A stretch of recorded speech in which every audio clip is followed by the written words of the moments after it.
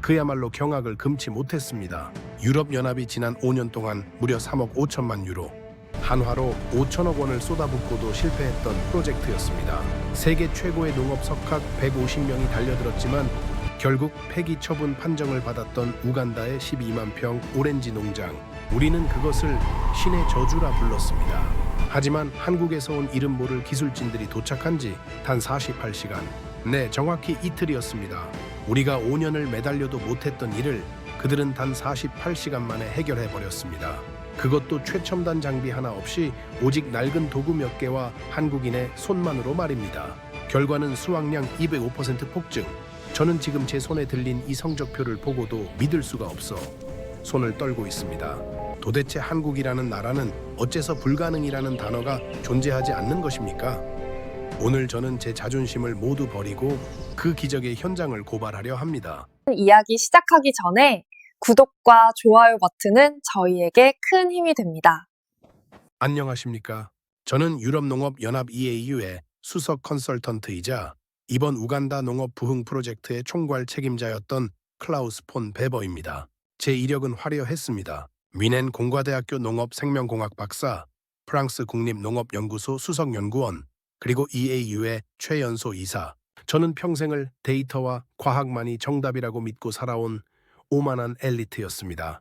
제 연구실 벽에는 16개국에서 받은 훈장이 걸려 있었고 제 논문 인용지수는 농업 분야 세계 상위 0.1%에 해당했습니다. 국제학회에서 제가 단상에 서면 수백 명의 석학이 고개를 숙이고 경청했고 제 한마디에 수십억 원의 연구 예산이 왔다 갔다 했습니다. 그래서 더 부끄럽습니다. 그 화려한 이력이 한국인 농부들의 흙 묻은 손 앞에서 얼마나 무력했는지를 고백해야 하니까요. 5년 전 우리는 아프리카 우간다의 대규모 오렌지 농장 프로젝트에 착수했습니다. 유럽의 자본과 기술로 아프리카의 기아를 해결한다는 겉보기엔 그럴듯한 명분이었지만 사실은 유럽 시장에 저렴한 과일을 공급하기 위한 식민지형 프로젝트였죠. 우리는 현지의 생태계를 이해하려 하지 않았습니다. 유럽식 대규모 단일 재배 방식을 그대로 이식하면 된다고 생각했습니다. 스페인 발렌시아에서 성공한 오렌지 품종을 기후도 토양도 전혀 다른 아프리카 땅에 심어놓고 유럽에서와 똑같은 결과가 나올 거라 확신했습니다. 마치 컴퓨터 프로그램을 복사해 붙여넣기 하듯이 유럽의 성공 공식을 아프리카 땅에 강제로 적용했던 것입니다. 그것이 얼마나 무지하고 교만한 접근이었는지는 한국인들이 와서야 비로소 깨닫게 됩니다. 하지만 시작부터 악몽이었습니다. 죽음의 오렌지. 현지인들은 그렇게 불렀습니다. 묘목을 심고 3년이 지나 열매가 맺힐 때쯤이면 원인을 알 수 없는 병충해가 돌아 나무가 검게 타들어가며 말라 죽었습니다. 처음에는 한두 그루였습니다. 농장 동쪽 끝 구석에 묘목 서너 그루가 잎이 누렇게 변하면서 시들기 시작했을 때 우리는 대수롭지 않게 여겼습니다. 열대 기후 적응 과정에서 흔히 있는 일이라고 보고서에 적었습니다. 하지만 그 검은 죽음은 마치 전염병처럼 번져나갔습니다. 일주일이면 한 구호액이, 한 달이면 한 농장이 통째로 시체로 변했습니다. 나무의 줄기가 검은 반점으로 뒤덮이더니 수피가 갈라지고 그 틈 사이로 악취를 풍기는 진액이 흘러나왔습니다. 열매는 맺히기도 전에 썩어 문드러졌고 그 냄새는 10km 밖에서도 맡을 수 있을 정도로 지독했습니다. 현지 농부들은 밤마다 죽어가는 나무 옆에서 기도를 올렸습니다. 어떤 노인은 자신이 심은 묘목 앞에 무릎을 꿇고 내가 잘못한 게 뭐냐, 왜 내 아이들 입에 넣어줄 열매 하나를 허락하지 않느냐고 오열했습니다. 한 젊은 농부는 3년 동안 정성껏 키운 나무 100그루가 한꺼번에 죽어나가자 그 자리에 주저앉아 하루 종일 일어나지 못했다고 합니다. 이 농장은 그 마을 4,000명의 유일한 생계수단이었습니다. 나무가 죽으면 사람도 죽는 것이었습니다. 저희 유럽연합은 즉시 최고의 전문가들을 파견했습니다. 독일의 토양학자 12명, 네덜란드의 식물병리학자 8명, 영국의 유전공학자 15명, 프랑스의 농화학 전문가 9명, 이탈리아의 과수원 관리 전문가 5명까지 총 150명이 넘는 유럽 최정예 농업 석학들이 이 작은 농장 하나에 투입되었습니다. 우리는 현장에 최첨단 이동식 실험실 3동을 차렸습니다. 전자현미경으로 잎사귀의 세포 하나하나를 분석했고 슈퍼컴퓨터를 돌려 DNA 시퀀싱을 했습니다. 인공위성으로 토양의 열화상 이미지를 촬영했고 드론 12대를 띄워 감염 패턴의 지리적 분포를 3D 매핑했습니다. 토양 샘플만 8,000건을 채취해 분석했고 감염된 나무의 조직을 4만 번 이상 현미경으로 관찰했습니다. 5년 동안 우리가 쓴 돈만 5천억 원, 작성한 보고서만 3만 페이지가 넘습니다. 매달 열리는 화상회의에서 각국의 석학들이 저마다의 가설을 내놓았지만 다음 달이면 그 가설이 폐기되기를 23번 반복했습니다. 결론이 뭐였는지 아십니까? 원인 불명, 치료 불가. 3만 페이지의 보고서를 요약하면 이 8글자였습니다. 5천억 원의 결론이 고작 8글자라니 150명의 박사가 5년을 매달린 결과가 고작 이것이라니 이 얼마나 처참하고 비참한 패배입니까? 유일한 대안이라고 내놓은 것이 자일로핀 7x1로핀 7이라는 희귀 항생제 투여였습니다. 하지만 이 약품은 리터당 가격이 5천 유로 약 700만 원에 달합니다. 12만 평 농장에 뿌리려면 우간다 1년 국가 예산이 필요했습니다. 사실상 포기 선언이었죠. 회의실에서 이 결론이 발표되었을 때 아무도 입을 열지 못했습니다. 네덜란드의 토양학자 핸드릭은 자기 보고서를 내려다보며 손을 떨었고 영국의 유전공학자 마이클은 5년간 자신이 쓴 논문 초안 수백 장을 쓰레기통에 집어던졌습니다. 우리 모두 알고 있었습니다. 이것이 해결책이 아니라 면피용 보고서라는 것을 5천억 원을 쓰고도 성과가 없다는 사실이 외부에 알려지면 유럽 농업계 전체의 권위가 실추될 것이 뻔했습니다. 그래서 우리는 자일로핀 7이라는 현실적으로 실현 불가능한 대안을 끼워 넣어 마치 해결책은 있지만 비용 문제로 실행을 못할 뿐이라는 핑계를 만들어낸 것입니다. 비겁했습니다. 학자로서 인간으로서 비겁했습니다. 현지 농부들이 우리 바지를 붙잡고 제발 살려달라 우리 아이들이 굶어 죽는다 고 울부짖었지만 우리는 냉정하게 철수를 결정했습니다. 과학적으로 불가능했으니까요. 아니 솔직히 말하겠습니다. 우리는 더 이상 이 프로젝트에 돈과 시간을 쓰고 싶지 않았던 것입니다. 돌이켜보면 그것은 과학의 한계가 아니라 우리의 오만함과 무관심의 한계였습니다. 철수 당일 공항으로 향하는 차 안에서 저는 창밖을 바라보았습니다. 도로변에 늘어선 우간다 농부들의 눈빛이 차창 너머로 스쳐 지나갔습니다. 분노도 원망도 아닌 그저 체념한 자의 텅 빈 눈동자. 어떤 아이는 마른 오렌지 나뭇가지를 장난감 삼아 들고 서 있었습니다. 그 눈빛이 5년이 지난 지금도 제 악몽에 나타납니다. 하지만 그때의 저는 안락한 미넨의 집으로 돌아갈 생각뿐이었습니다. 에어컨이 나오는 제 서재에서 다음 프로젝트에 논문이나 쓰면 된다고 자기 합리화를 했습니다. 그때였습니다. 우간다 정부가 지푸라기라도 잡는 심정으로 한국에 도움을 요청했다는 소식을 들은 것은 솔직히 비웃었습니다. 한국? 반도체나 만들 줄 알지 농업이 뭔지는 아나? 유럽 최고의 석학들이 5년 동안 분석해도 못 밝혀낸 걸 아시아의 작은 나라가 뭘 어쩌겠어. 아마 드론이나 로봇 같은 걸 가져올 테지. 그런 건 이미 우리가 다 써봤는데 저와 제 동료들은 철수 준비를 하며 한국 팀이 와서 망신을 당하는 꼴을 구경이나 하자며 킬킬거렸습니다. 네덜란드 출신의 동료 피터는 심지어 내기를 걸었습니다. 한국인들이 일주일 안에 포기하고 돌아가면 네가 맥주 사고 한 달 안에 포기하면 내가 산다. 우리 모두 한국인들이 일주일도 못 버틸 거라고 확신했습니다. 영국의 마이클은 논문거리나 하나 건지자며 카메라까지 준비했습니다. 유럽이 실패한 프로젝트에서 아시아팀도 실패하는 사례 연구라는 제목까지 정해놓고요. 독일의 한스는 5년간 우리 150명이 못한 걸 5명이 하겠다? 산술적으로도 말이 안 되지 라며 비웃었습니다. 지금 돌이켜보면 그 비웃음은 우리 스스로의 실패를 감추기 위한 방어 기제였습니다. 한국인들이 성공하면 우리의 5년이 무능의 증거가 되니까 그들이 반드시 실패해야만 우리의 체면이 유지되었던 거죠. 얼마나 비열한 심리입니까? 도착한 한국팀의 모습은 더욱 가관이었습니다. 우리는 흰 가운에 최고급 장비를 갖추고 있었는데 한국에서 온 사람들은 고작 5명, 그것도 박사가 아니라 제주도에서 왔다는 나이 지긋한 농부 3분과 농업연구소의 젊은 연구원 1명, 그리고 통역을 겸한 코디네이터 1명이 전부였습니다. 비행기에서 내린 그들의 얼굴은 30시간 넘는 여정에 지쳐 있었지만 눈빛만은 형용했습니다. 특히 리더격인 김 씨는 60대 후반으로 보였는데 자외선에 그을린 얼굴과 마디마디가 굵은 손이 평생을 밭에서 보낸 사람의 것이었습니다. 그의 손톱 사이에는 아무리 씻어도 빠지지 않을 것 같은 흙이 끼어 있었습니다. 나중에 안 사실이지만 김 씨는 제주도에서 50년 넘게 감귤 농사를 지어온 사람이었습니다. 1970년대 제주도의 감귤 산업이 막 시작되었을 때부터 화산 토양과 싸워가며 감귤을 키워온 말 그대로 한국 감귤 역사의 산증인이었습니다. 제주도의 척박한 화산 토양에서 세계적 수준의 감귤을 생산해내기까지 그와 그의 동료들이 겪었던 시행착오의 세월이 고스란히 그 거칠고 갈라진 손에 새겨져 있었던 것입니다. 그들의 짐에는 그 흔한 현미경 하나 없었습니다. 대신 등산복 차림의 낡은 가방, 그리고 이상하게 생긴 구부러진 칼날과 접목 테이프, 그리고 한국에서 공수해온 탱자나무 묘목 수백 그루가 전부였죠. 저는 동료들에게 귓속말했습니다. 저 사람들 여기가 어딘 줄 알고 온 거야? 캠핑하러 온 건 아니겠지? 피터가 입을 틀어막고 웃음을 참았고 프랑스의 장마르크는 어이없다는 듯 고개를 저었습니다. 제가 다가가서 비꼬듯 물었습니다. 미스터 킴, 당신들의 분석 장비는 어디 있소? 이 병은 바이러스성이라 눈으로는 안 보일 텐데.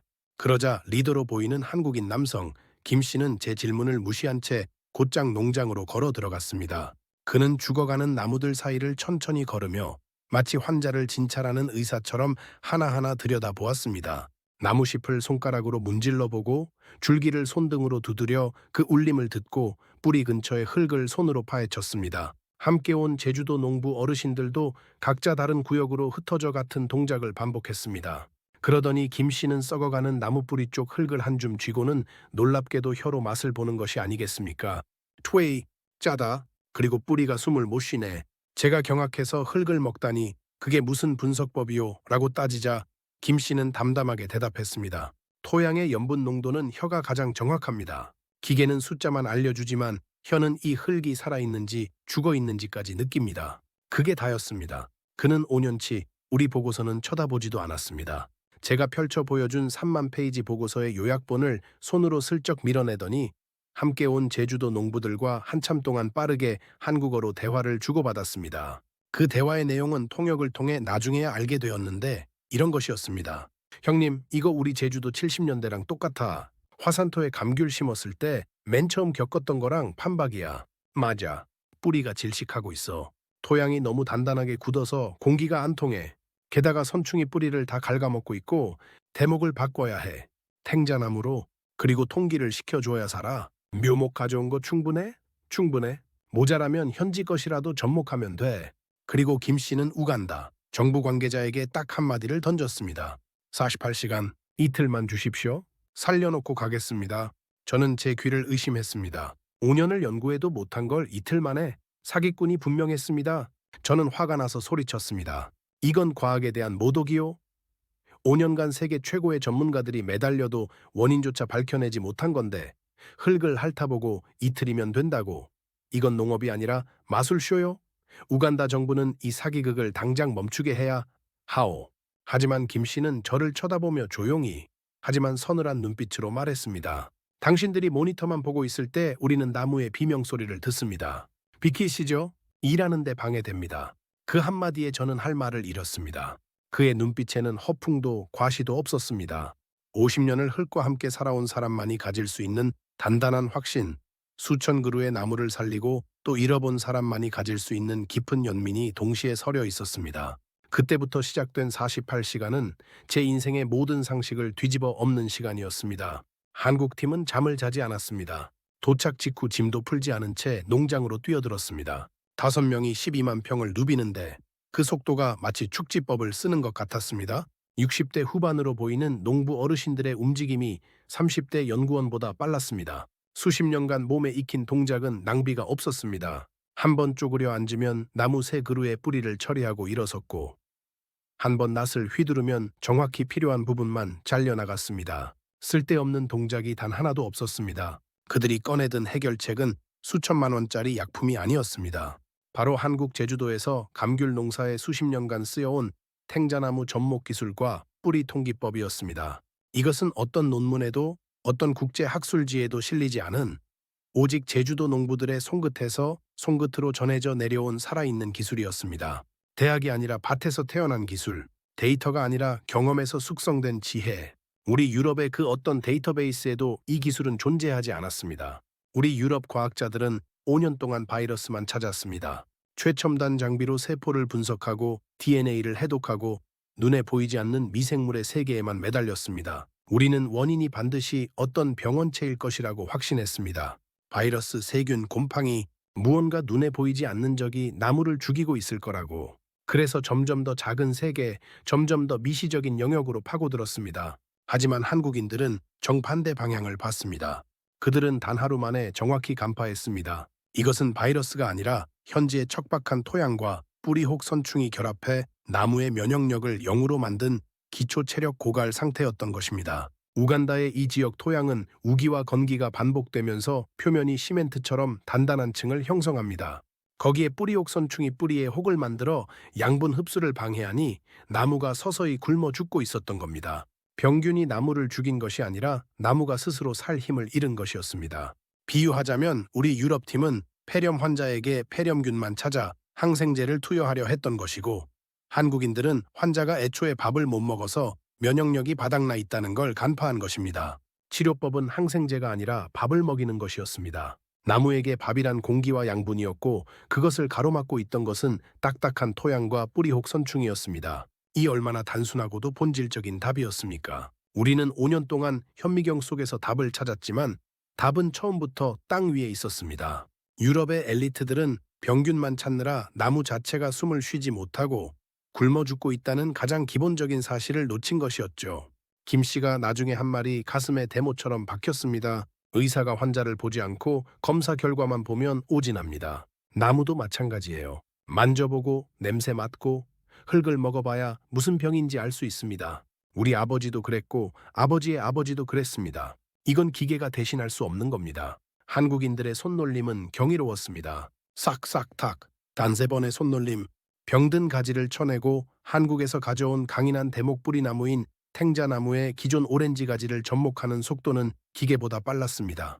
탱자나무는 뿌리 혹선충에 대한 저항성이 강하고 척박한 토양에서도 뿌리를 깊이 내리는 특성이 있었습니다. 제주도에서 화산 토양의 감귤 농사를 위해 수십 년간 개량해 온 품종이었습니다. 접목 부위를 자르는 각도, 테이프를 감는 압력, 흙을 덮는 깊이까지 모든 것이 밀리미터 단위로 정확했습니다. 제가 이 기술은 어디서 배운 것이냐고 묻자 한 농부 어르신이 웃으며 대답했습니다. 배운 게 아니라 몸이 기억하는 겁니다. 40년을 하면 눈 감고도 합니다. 칼이 알아서 갑니다. 접목이 끝나면 그들은 나무 주변에 딱딱하게 굳은 토양의 삽과 곡괭이로 통기용 홈을 팠습니다. 뿌리가 숨을 쉴 수 있도록 공기기를 만들어주는 것이었습니다. 단순해 보이는 작업이었지만 홈을 파는 깊이와 강역, 방향까지 모두 계산되어 있었습니다. 뿌리는 남쪽으로 뻗는 습성이 있으니까 남쪽 홈을 더 깊이 파야 합니다. 이런 지식은 어떤 교과서에도 없는 것이었습니다. 5명의 한국인이 마치 500명의 군대처럼 움직였습니다. 그들 사이에는 별다른 대화가 없었습니다. 눈빛 한 번, 고개짓 한 번이면 누가 어디로 가서 무엇을 해야 하는지 모두가 알았습니다. 한 사람이 뿌리를 드러내면 다른 사람이 접목 준비를 하고 또 다른 사람이 통기용 홈을 파는 시기였습니다. 마치 오케스트라처럼 각자의 파트가 완벽하게 맞물려 돌아갔습니다. 지휘자도 악보도 없는데 하모니가 완벽했습니다. 밤이 되자 그들은 머리에 헤드랜턴을 끼고 작업을 이어갔습니다. 제가 밤에는 쉬어야 하지 않겠냐고 하자 김 씨는 고개를 저으며 말했습니다. 나무는 밤에도 죽어가고 있습니다. 우리가 1시간 쉬면 살릴 수 있는 나무가 3그루 줄어듭니다. 여기 나무 한 그루가 그 집 아이 1명 먹여 살리는 겁니다. 쉴 수가 없습니다. 칠흑 같은 어둠 속에서 번쩍이는 5개의 불빛. 아프리카의 별빛 아래에서 묵묵히 낫을 움직이는 그들의 실루엣은 마치 절망에 빠진 이 땅을 구하러 온 천사의 눈빛 같기도 했고 불가능을 베어버리는 전사의 칼춤 같기도 했습니다. 미쳤어. 사람이 어떻게 저런 속도로. 제 동료였던 프랑스 식물학자 장 마르크가 넋을 잃고 중얼거렸습니다. 그의 눈에는 이미 눈물이 맺혀 있었습니다. 영국 유전공학자 마이클은 논문을 쓰겠다며 준비했던 카메라를 내려놓고 자기도 모르게 한국인들의 뒤를 따라다니며 마치 제자가 스승을 관찰하듯 한 동작 한 동작을 메모했습니다. 피터는 미넨의 동료에게 전화를 걸어 이렇게 말했습니다. 여기서 말도 안 되는 일이 벌어지고 있어. 내가 직접 보고 있는데도 못 믿겠어. 우리 유럽의 박사들이 감히 그들의 조수가 되고 싶다고 느낀 것은 평생 처음이었습니다. 그들은 밥도 제대로 먹지 않았습니다. 한국에서 가져온 컵라면이라는 것으로 대충 끼니를 때우면서도 시선은 오로지 나무에만 고정되어 있었습니다. 새벽 3시 현지 가이드가 텐트에서 잠자리를 마련했지만 한국인 중 누구 하나 텐트에 들어가지 않았습니다. 그들은 쉬는 시간에도 나무 밑에 쪼그려 앉아 다음 구획의 작업 순서를 논의했습니다. 그들의 눈에는 핏발이 서 있었지만 그 눈동자는 무엇보다 빛났습니다.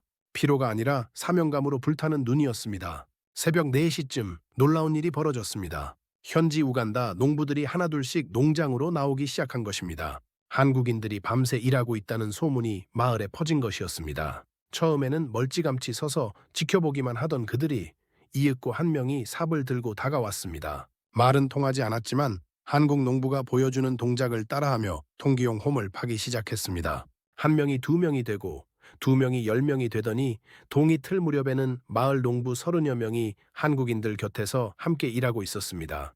말도 통하지 않는 한국 농부와 우간다 농부가 어깨를 나란히 하고 흙을 파는 모습.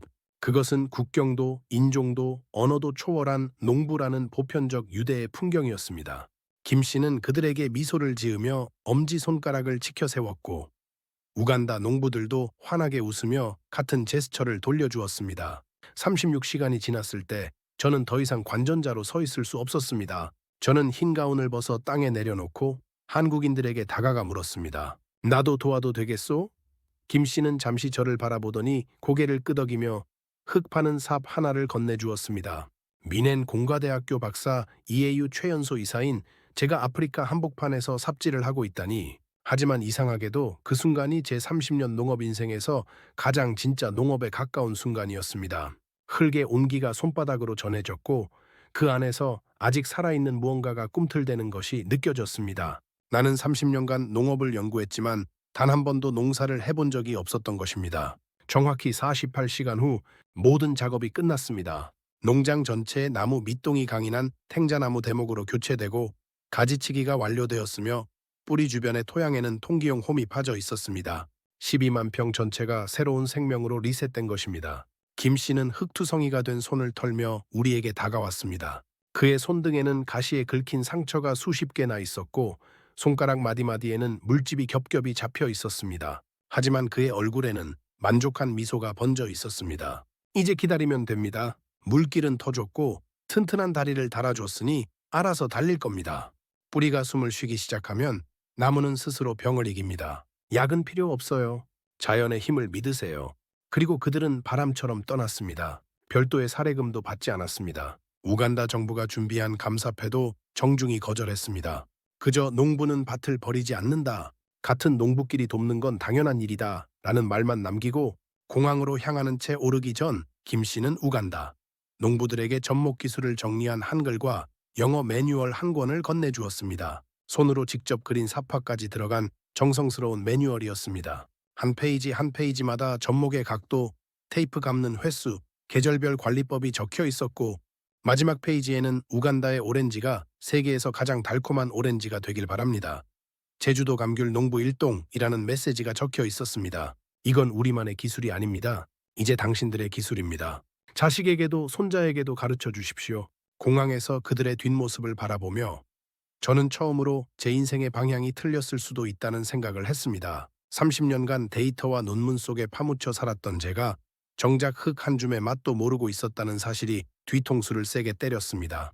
나중에 들은 이야기지만 김 씨와 제주도 농부 어르신들은 우간다에 오기 전 비행기 안에서도 현지 토양 샘플 사진을 돌려보며 대책을 논의했다고 합니다. 이건 우리가 해결할 수 있다는 확신은 이미 한국에서 출발하기 전에 세워졌던 것입니다. 그리고 6개월 뒤인 오늘 저는 다시 우간다 땅을 밟았습니다. 비행기에서 내려 농장으로 향하는 길, 차창 밖의 풍경부터가 달랐습니다. 6개월 전 황량했던 도로변에 작은 과일 노점상들이 생겨났고 아이들이 오렌지를 들고 뛰어놀고 있었습니다. 마을에는 새 건물이 올라가고 있었고 학교에서는 아이들의 웃음소리가 들렸습니다. 오렌지 수익으로 마을에 처음으로 의료소가 생겼다고 했습니다.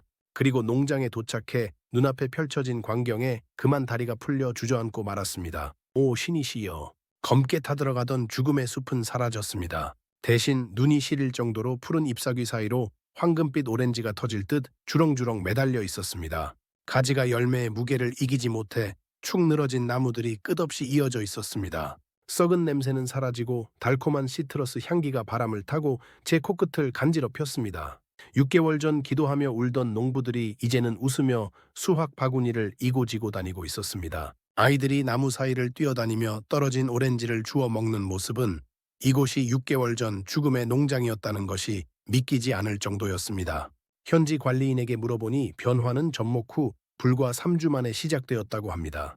검게 시들어가던 잎이 사이에서 연두색 새잎이 돋아나기 시작했고 한 달이 지나자 나무줄기에 생기가 돌면서 수피의 색이 밝아졌습니다. 2달째에는 꽃봉고리가 맺히기 시작했는데 농부들은 생전 처음 보는 풍경에 서로 껴안고 울었다고 합니다. 3달째부터는 작은 초록색 열매가 달리기 시작했고 그때부터 소문을 듣고 인근 마을의 농부들까지 견학을 왔다고 합니다.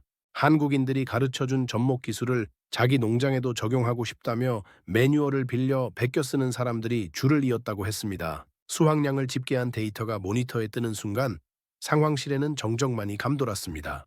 기존 예상 최대치 대비 205% 달성, 당도 엘세브릭스 돌파, 최상급 판정, 뿌리 혹선충 감염률 97.3% 감소, 나무 생존율 99.1%, 상황실에 있던 20명의 유럽 전문가들은 한동안 아무 말도 하지 못했습니다. 누군가가 데이터 오류 아닙니까? 라고 물었지만 3번을 재검증해도 결과는 같았습니다. 네덜란드의 피터가 벽에 등을 기대며 주저앉았고 독일의 한스는 안경을 벗고 눈을 감은 채 고개를 떨구었습니다.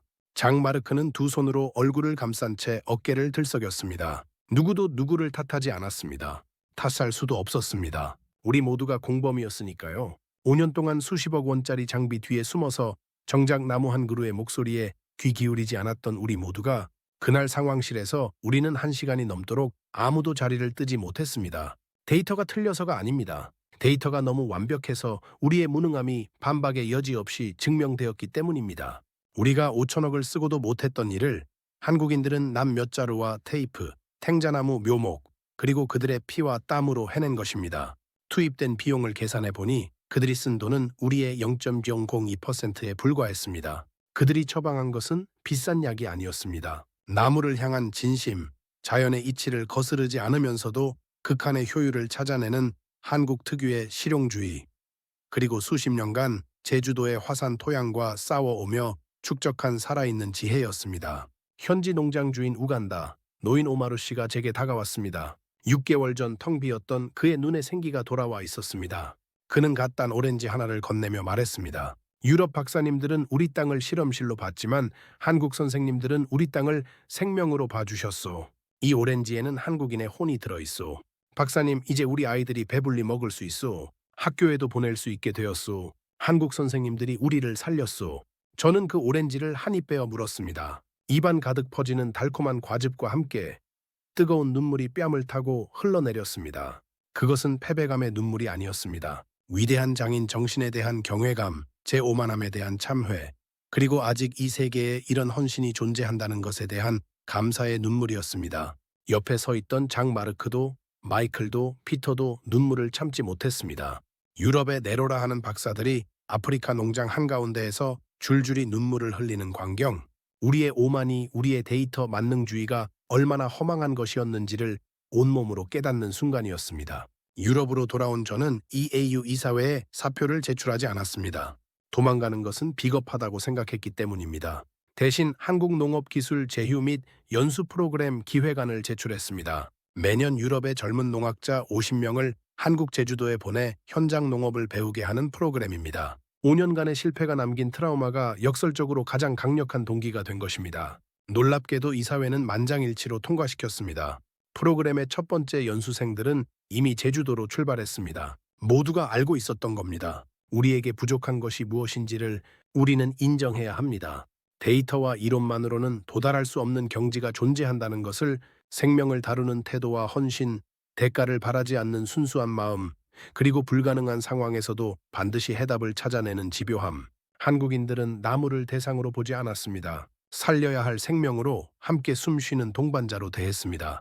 그 차이가 5천억 원과 낫 한 자루의 차이를 만든 것입니다. 우리는 나무의 병을 고치려 했지만 한국인들은 나무의 삶을 되살렸습니다. 같은 것을 보면서도 완전히 다른 것을 본 겁니다. 우리는 나무의 죽음을 분석했고 한국인들은 나무의 삶을 읽었습니다. 제가 마지막으로 김 씨에게 이메일을 보냈을 때 그의 답장은 단 2줄이었습니다. 별거 아닙니다. 나무가 아프면 고쳐주는 게 농부입니다. 우간다 농부들도 이제 잘할 겁니다. 이 2줄의 답장에 5천억 원짜리 보고서 3만 페이지보다 더 깊은 진리가 담겨 있었습니다. 그것은 한국인만이 가진 DNA입니다. 세계 농업계는 이제 한국을 주목하고 있습니다. 아니, 경외하고 있습니다. 한국의 감귤 접목 기술, 스마트팜 시스템, 종자 개량 기술, 그리고 무엇보다 흙을 사랑하는 농부들의 마음, 그것이 결합되었을 때 무슨 일이 벌어지는지를 전 세계가 목격했기 때문입니다. 이미 케냐, 탄자니아, 에티오피아 등 이틀 개국이 한국의 농업 기술 지원을 요청했다고 합니다. 우간다의 이 농장은 이제 아프리카 농업 혁신의 상징이 되었습니다. 한국인들이 남기고 간 매뉴얼은 현지어 스와힐리어로 번역되어 농부들 사이에서 교과서처럼 쓰이고 있습니다. 오마루 씨는 자신의 손자에게 접목 기술을 가르치며 이렇게 말한다고 합니다. 이건 한국 할아버지들이 우리에게 준 선물이다.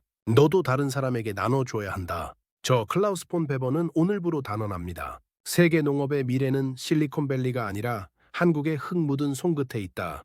저는 이제 매일 아침 출근하면 가장 먼저 우간다. 농장에서 찍어 보내온 오렌지나무 사진을 확인합니다. 계절이 바뀔 때마다 더 푸르러지는 잎사귀, 더 탐스러워지는 열매를 볼 때마다 김 씨의 말이 떠오릅니다. 자연의 힘을 믿으세요. 그 말은 과학을 부정하는 것이 아니었습니다. 과학이 자연을 지배하려 하지 말고 자연과 함께 가라는 가르침이었습니다. 지금 여러분이 누리고 있는 풍요로운 식탁, 어쩌면 보이지 않는 곳에서 묵묵히 기적을 일궈내는 한국인들의 땀방울 덕분이 아닐까요? 이 세상 어딘가에서 오늘도 한국의 농부들은 낯선 땅에 죽어가는 나무를 살리기 위해 잠도 자지 않고 낫을 들고 있을지 모릅니다. 한국인 여러분, 당신들은 진정 위대합니다. 저 멀리 유럽의 오만한 학자가 무릎 꿇고 경의를 표합니다. 오늘 이야기가 가슴 벅찬 감동으로 다가오셨다면, 그리고 자랑스러운 대한민국을 응원하고 싶으시다면 저희 감동 플러스 채널의 구독과 좋아요 버튼을 꼭 한 번씩 눌러주세요. 여러분의 클릭 한 번이 전 세계에 한국의 위상을 알리는 큰 힘이 됩니다. 시청해주셔서 감사합니다.